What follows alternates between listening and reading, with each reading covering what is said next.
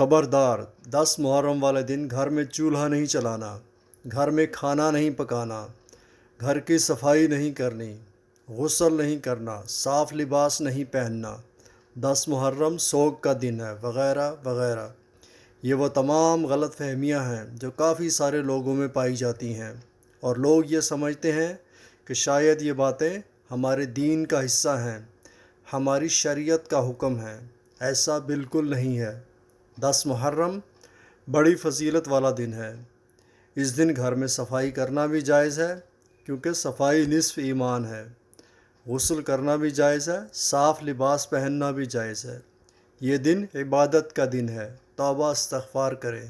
اس دن گھر میں کھانا پکانا بھی جائز ہے، بلکہ حدیث پاک کا مفہوم ہے۔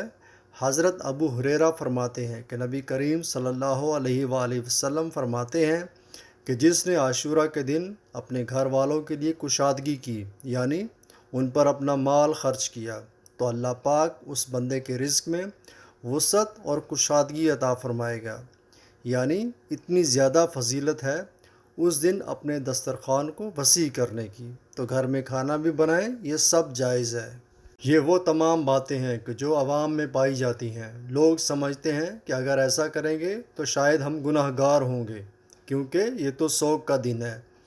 10 محرم کوئی سوگ کا دن نہیں ہے، بلکہ اس دن کی بڑی فضیلت ہے۔ برائے مہربانی اس ویڈیو کو شیئر کریں تاکہ لوگوں تک صحیح بات پہنچ سکے۔ اللہ ہم سب کو ہدایت دے، آمین۔